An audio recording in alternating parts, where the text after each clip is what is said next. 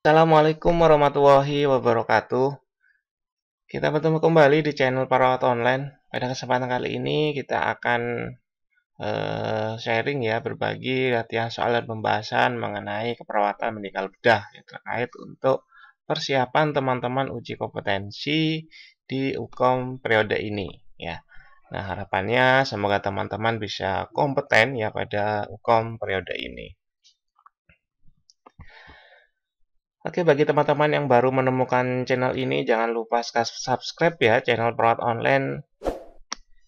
Semoga bisa menjadi jalan teman-teman ya, teman-teman untuk amunisi persiapan UKOM ya. Jadi di channel ini banyak soal, banyak video-video soal, latihan soal dan pembahasan terkait tentang uji kompetensi baik yang NES maupun yang D3 ya.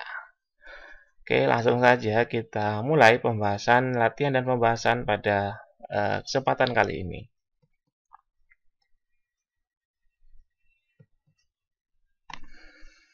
Oke, soal yang pertama, seorang perempuan usianya 35 tahun dirawat di ruang bedah ortopedi dengan diagnosa medis post-ORIF atau open fixation internal reduction, fraktur femur. Pasien mengeluhkan kesulitan untuk melakukan pergerakan, ketidaknyamanan terhadap keterbatasan pergerakan, dan selalu membutuhkan bantuan dalam bergerak atau mengatur posisi. Apakah masalah keperawatan utama yang tepat? Oke. A. Intoleransi aktivitas. B. Hambatan mobilitas fisik. C. Kerusakan integritas kulit. D. Defisit perawatan diri atau kelemahan. Oke, soal pertama ini mengenai tentang masalah keperawatan ya, atau diagnosis perawatan.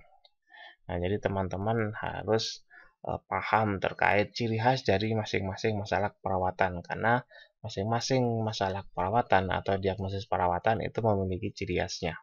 Nah, pada soal ini kira-kira apa? Kira-kira apa jawabannya? Nah, terkait tentang masalah keperawatan yang utama pada pasien ini.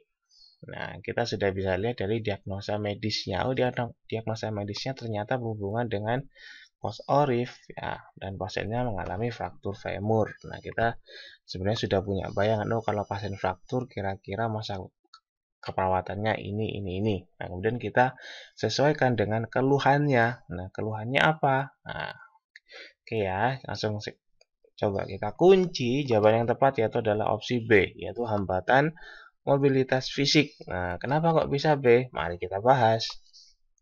Oke.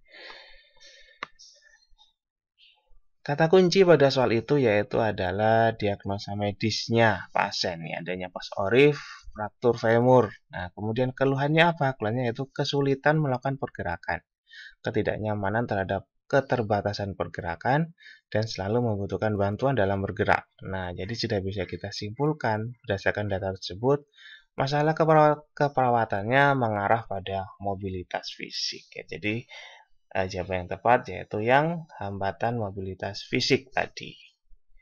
Oke.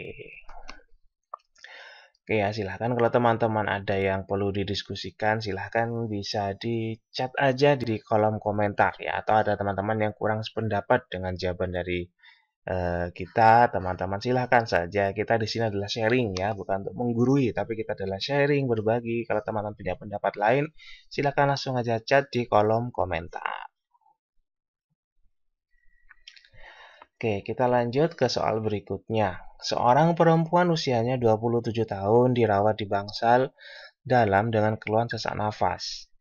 Hasil pengukuran tanda-tanda vital diperoleh data frekuensi napas 26 kali per menit, nadinya 80 kali per menit, tekanan darah 120/80, suhu 37 derajat. Pasien juga mengalami batuk-batuk. Nah, pertanyaannya, pengkajian keperawatan apa yang dapat dilakukan pada klien di atas? Oke, opsi jawaban A. Pemeriksaan auskultasi paru, B. Pemeriksaan auskultasi jantung, C. Pemeriksaan auskultasi abdomen, D. Pemeriksaan perkusi abdomen, atau E. Pemeriksaan perkusi jantung. Nah,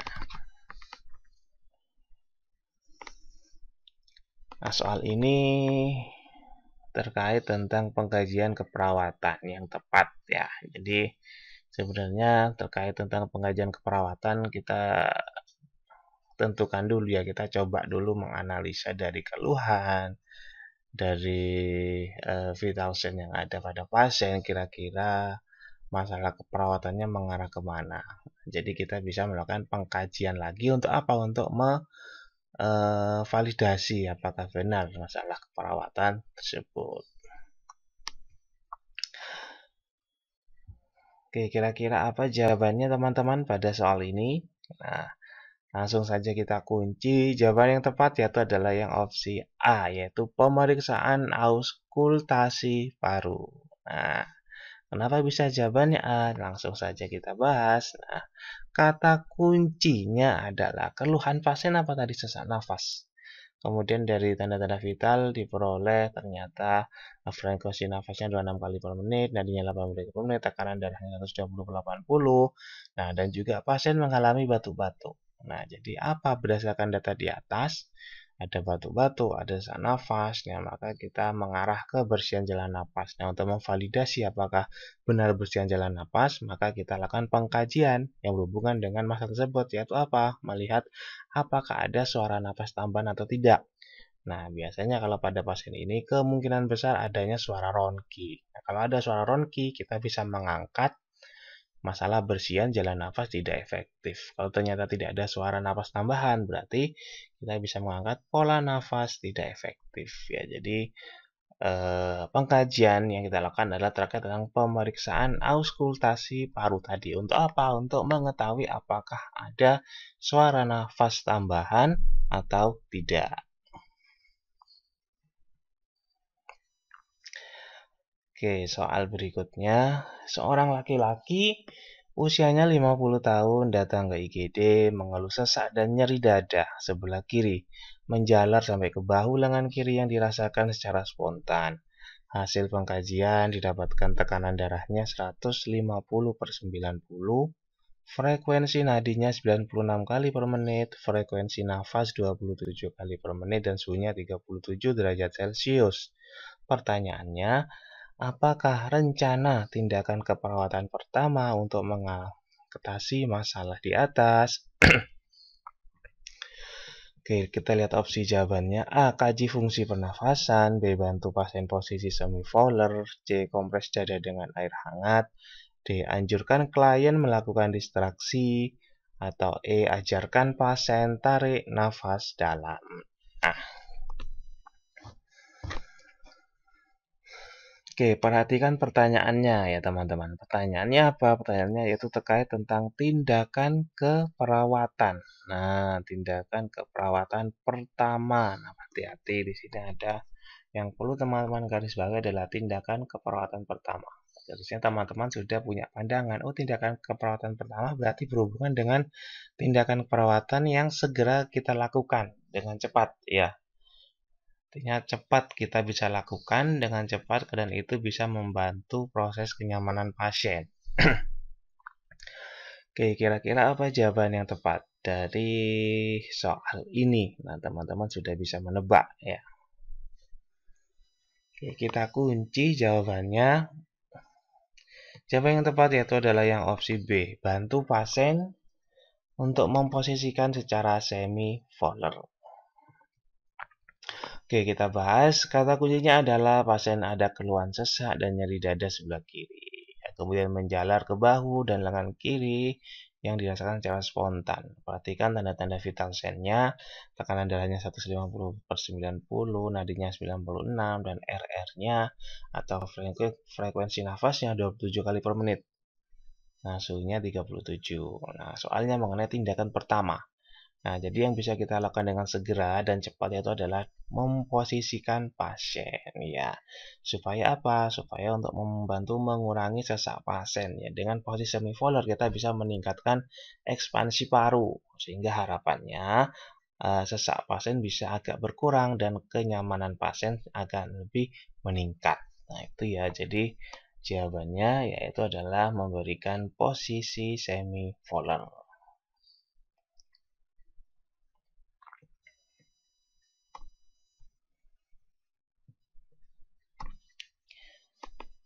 Oke, soal selanjutnya. Seorang perempuan usianya 49 tahun dirawat di bangsal penyakit dalam dengan keluhan diare. Pasien diberikan infus NaCl 0,9%, pasien terlihat mata cekung, badan bau, kotor, bibir kering, lemah, aktivitas terbatas di tempat tidur dengan ADL dibantu. Hasil pemeriksaan vital sign, tekanan darah 90/70, frekuensi nadi 80 kali per menit, frekuensi nafasnya 20 kali per menit, suhunya 38. Apakah prioritas masalah keperawatan pada klien tersebut? Opsi jawaban A hipertermi, B intoleransi aktivitas, C kurang perawatan diri, D penurunan kardiak output, atau E defisit volume cairan.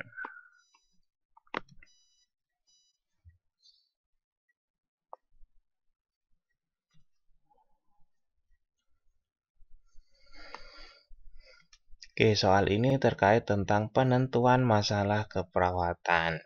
Nah, gitu, bagaimana caranya? Kita bisa melihat dari keluhan pasien, kemudian data mayor yang ada pada pasien, dan kita lebih misalnya berhubungan dengan ARW, maka ARW yang kita utamakan. Kalau tidak ada ARW, berarti yang data mayor kita utamakan ya. Oke, kira-kira masalah keperawatannya apa? Di sini yang paling terlihat adalah ada mata cekung, ada bibir kering, ya, kemudian aktivitasnya lemah, seperti itu. Kemudian pasiennya diare. Nah, kita sudah bisa menebak sebenarnya, oh kalau pasiennya diare, masalah keperawatannya apa ya? Nah, itu ya. Coba kita kunci jawaban yang tepat yaitu adalah yang opsi E ya, defisit volume cairan. Nah, kenapa? Kita bahas. Perhatikan kata kuncinya, teman-teman. Kata kuncinya yaitu adalah keluhan diare. Kemudian pasien diberikan infus NaCl, artinya ada rehidrasi ya. Pasien terlihat mata cekung, badan bau, kotor, bibir kering, dan lemah.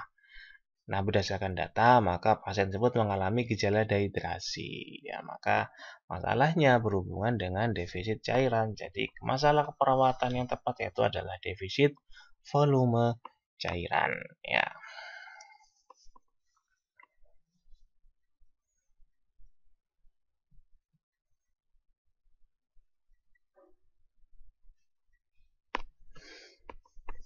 Oke, soal berikutnya, seorang laki-laki usianya 56 tahun dirawat dengan keluhan demam, sesak nafas, dan batuk.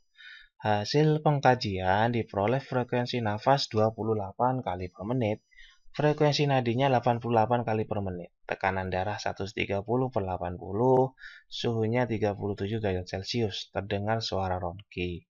Pasien telah dilakukan tindakan nebul. Apakah evaluasi setelah dilakukan tindakan tersebut? Kita lihat opsi jawabannya. A. Mengukur tekanan darah. B. Menanyakan respon verbal. C. Mengukur berat badan pasien. D. Mengkaji suara nafas. Atau E. Mengukur nadi. Nah, soal ini berkaitan tentang evaluasi ya. Jadi, evaluasi itu apa? Evaluasi adalah suatu tindakan ya, bukan suatu tindakan, suatu untuk menentukan tolak ukur atau hasil. Nah, apakah tindakan yang sudah kita lakukan itu efisien atau tidak. Nah, apakah tindakan yang sudah kita lakukan itu perlu dilanjutkan atau perlu dihentikan atau perlu diganti dengan tindakan lainnya. Nah, itu dilakukan evaluasi. Oke, kira-kira pada pasien ini evaluasinya apa? Nah, di sini sudah jelas ya, tindakan yang sudah dilakukan yaitu nebulizer. Kemudian dari gejalanya adanya suara ronki. Tentunya teman-teman sudah bisa menebak, jadinya evaluasinya ini adalah berhubungan dengan ya terkait tentang suara ronki. Suara ronkinya masih ada atau tidak setelah dilakukan nebulizer ya. Jadi jawaban yang tepat apa? Yaitu adalah opsi D, yaitu mengkaji suara nafas. Oke, kita bahas kata kuncinya yaitu adanya keluhan demam, sesak nafas, dan batuk. Nah, kemudian dari tanda-tanda vital diperoleh nafasnya 28 kali per menit, frekuensi nadi 88 kali per menit, tekanan darahnya 130/80, suhunya 37 derajat Celcius, terdengar suara ronki. Nah, ini perlu digarisbawahi. Terdengar suara ronki berarti ada nafas tambahan. Pasiennya sudah dilakukan tindakan nebul. Nah, kalau ada suara ronki, bisa kita simpulkan masalahnya adalah berhubungan dengan bersihan jalan nafas tidak efektif tentunya. Nah, tindakannya juga sudah dilakukan Nebul, maka evaluasinya ya kita hubungkan saja kalau sudah di Nebul kira-kira apa harapannya, kan gitu. Harapan yang kita lakukan ke pasien kondisinya itu seperti apa. Harapannya adalah suara ronkinya sudah agak minimal atau menghilang. Jadi yang kita lakukan adalah mengkaji suara nafas tadi ya.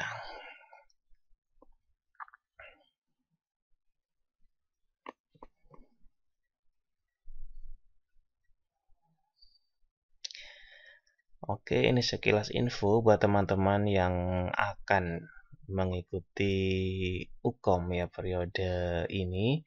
Kurang beberapa hari lagi ya, mungkin masih ada kesempatan teman-teman untuk mengukur sudah sejauh mana sih persiapan teman-teman. Ini sebenarnya juga bisa menjadi tolak ukur dan teman-teman juga dalam mempersiapkan UKOM nanti. Jadi kalau bisa tahu sih, oh ternyata saya masih segini. Nah, ternyata saya lemahnya masih di KMB misal, oh ternyata saya lemahnya masih di maternitas. Nah, jadi nanti di tryout ini teman-teman akan mendapatkan skornya.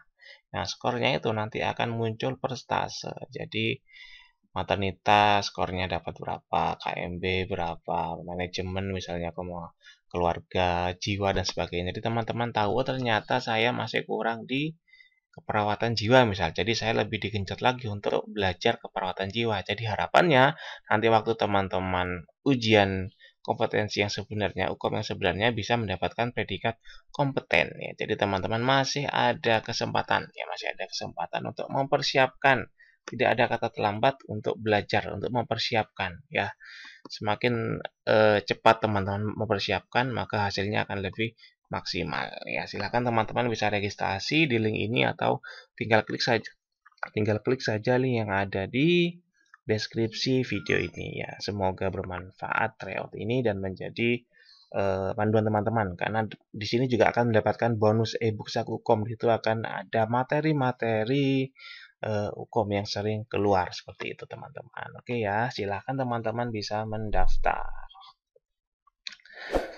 Oke, cukup sekian video pembahasan latihan soal UKOM pada kesempatan kali ini. Tetap semangat teman-teman, tentunya adalah semangat kompeten dan selamat belajar. Yakin pasti teman-teman kompeten pada UKOM periode ini. Saya akhiri, semoga bermanfaat. Assalamualaikum warahmatullahi wabarakatuh.